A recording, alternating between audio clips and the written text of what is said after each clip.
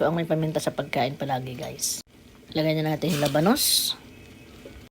Sarap, may gulay.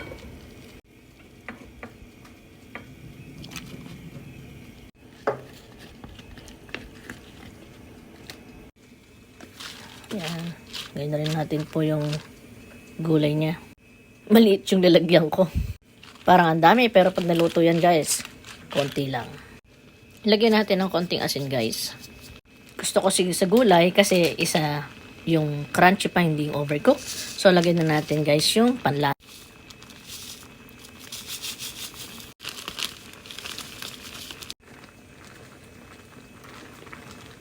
Pakuluan lang natin ng konti. Then, pwede na. Ayan. It's done cooking, everyone. Thanks for watching. Kindly please share, like, and comment. Bye!